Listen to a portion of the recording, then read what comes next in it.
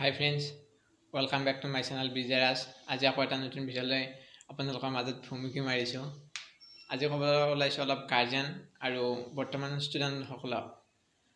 মানে কি হয় আপোনালোকে ইতিমধ্যে থাম্বনেইলখন চাই গম পাইছে যে নাম্বাৰ লাগে নে অৰ্থাৎ মাৰ্কছ লাগে নে নলেজ লাগে। হয়, বৰ্তমান ষ্টুডেণ্টসকল বা অভিভাৱকৰ মাজত এটি গুৰুত্বপূৰ্ণ বিষয় হৈ পৰিছে যে তেখেতসকলে যিকোনো প্ৰকাৰে ভাল ৰিজাল্ট কৰক, কিন্তু তেখেতসকলে নলেজ কিমান পাইছে সেইটো ষ্টুডেণ্টেও নাজানে বা গাৰ্জেনসকলেও নাজানে। মুঠতে যিকোনো প্ৰকাৰে পৰীক্ষাত ভাল ৰিজাল্ট কৰক, সকলোৰে ভিতৰত মানে ষ্টুডেণ্টজনে ভাল এটা নম্বৰ পাওক সেয়ে আশা কৰে। কিন্তু আমি এই নম্বৰ পালে জানো আমাৰ কিবা লাভ হ'ব যদি আমি আমাৰ প্ৰয়োজনীয় নলেজখিনি আমি নাপাওঁ।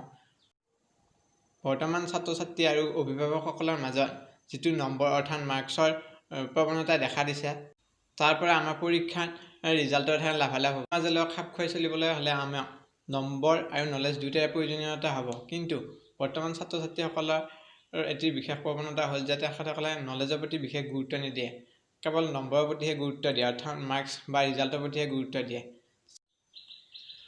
বৰ্তমান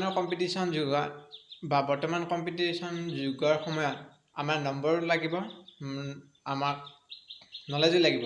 কিন্তু আমি কেৱল নম্বৰ হ'লে আমি কোনো এটা কাম হয় পৰীক্ষাত ভাল ৰিজাল্ট কৰিব পাৰিম বা সফলতা অৰ্জন কৰিব পাৰিম, কিন্তু পৰীক্ষাৰ পাছ কৰাৰ পিছত আমি যি কাম কৰিম সেই কামত আমাৰ নলেজৰ প্ৰয়োজন হ'ব। আমি আমাৰ নাম্বাৰবোৰ দেখুৱাই যেতিয়া কোনো এটা কাম আমি কৰিবলৈ ল'ম, তেতিয়া আমি যদি সেই কামটোৰ বিষয়ে আমাৰ অলপো নলেজ নাথাকে তেনেহ'লে আমি কৰিম কেনেকৈ? যদি কামেই কৰিব নোৱাৰোঁ বা আমাৰ নলেজেই নাথাকে, আমি সেই নম্বৰবোৰ পাই জানো কিবা লাভ হ'ব? পৰীক্ষাৰ নম্বৰবোৰ কেৱল মুখস্থ কৰি লিখি বা বিভিন্ন ধৰণে মানে কি আৰু মুখস্থ কৰি লিখি বা পঢ়ি আমি সংগ্ৰহ কৰিব পাৰিম, কিন্তু আমাৰ যিখিনি প্ৰয়োজনীয় নলেজ সেইখিনি কেৱল আমি প্ৰেক্টিকেলিহে লাভ কৰিবলৈ পাৰিম।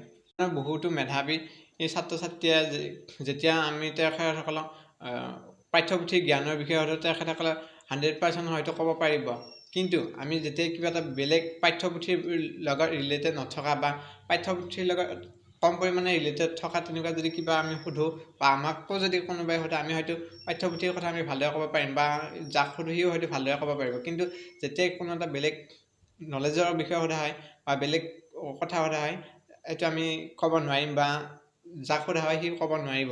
বৰ্তমান যান্ত্ৰিকতাৰ যুগৰ কাৰণে বৰ্তমানৰ সমাজখনৰ লগত চলিবৰ কাৰণে আমাক নম্বৰ আৰু নলেজ দুয়োটাই প্ৰয়োজন হয়। সেয়েহে ছাত্ৰ ছাত্ৰীসকলে বা গাৰ্জেনে নম্বৰৰ প্ৰতি বেছি আকৃষ্ট নহয়, আমি নলেজৰ ওপৰত গুৰুত্ব দিয়া উচিত, কাৰণ আমি নলেজ নহ'লে আমি একো কাম কৰিব নোৱাৰিম। ছাত্ৰ জীৱনখিনিত আমাৰ নম্বৰেৰে চলি যাব বা আমি যিমান ভাল ৰিজাল্ট কৰিলেও আমাৰ চলি যাব, কিন্তু আমাৰ ছাত্ৰ জীৱনৰ পিছত যিটো বৃত্তিগত জীৱন আহিব, সেই বৃত্তিগত জীৱনত কিন্তু আমাৰ নলেজৰহে প্ৰয়োজন হ'ব। আৰু তেতিয়া আমি নম্বৰেৰে অৰ্থাৎ বা মাৰ্কছেৰে আমি এটি ভাল আমি কৰ্মসংস্থাপন পাম নম্বৰৰ পৰা, কিন্তু কৰ্মসংস্থাপনত আমাৰ নলেজৰ প্ৰয়োজন হ'ব। সেয়েহে আমি বৰ্তমান ছাত্ৰ ছাত্ৰীসকলে নম্বৰৰ লগতে নলেজো আহৰণ কৰা দৰকাৰ। গতিকে ভিডিঅ'টো আজি ইমানেই আছিল। যদি ভাল লাগিল তেনেহ'লে লাইক কৰিব আৰু কমেণ্ট কৰিব, আৰু যদি চেনেলটো নতুনকৈ চাইছে ছাবস্ক্ৰাইব কৰিব। ধন্যবাদ।